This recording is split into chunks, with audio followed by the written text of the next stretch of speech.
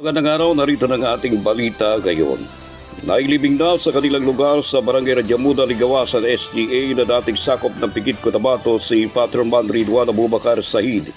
Isa si Patrolman Sahid sa 5 membro ng PNP na nasawi matapos natambangan ng nasa mahigit 10 mga armadong lalaki sa poblasyon Mother Sheriff Aguac, Maguindano del Sur na kung alas 9:10 na gabi nitong araw ng Sabado. Sakay noon ang mga membro ng PNP sa isang mobile patrol car pauwi sa kanilang headquarters. Subalit pagsapit sa lugar na pinagyari ng ambush ay dito na sila niratratan ng mga armadong suspect. 5 sa mga membro ng kapulisan ang nasawi.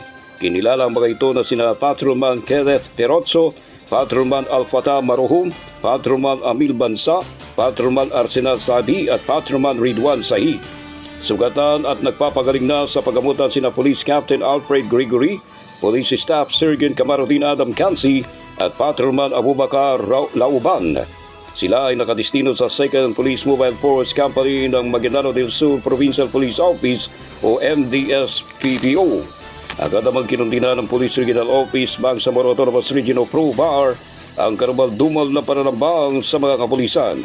Nagbabala naman si BRMM Chief Minister Abduraof Makakwa sa mga suspect sa brutal na pag-ambush sa mga membro ng PNP na sumuko na. Sa mga gumawa nito, sumuko na kayo dahil hindi namin ito palalagpasin, saad ni Chief Minister Abduraof Makakwa.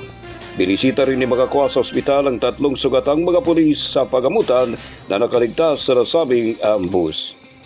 Ako po ay nakikiramay. Inna lillahi wa inna ilaihi rajiun. At yan ang ating balita ngayon. Ako naman Brad Micah sa nag-uulat. Mapayapang araw, Mindanao.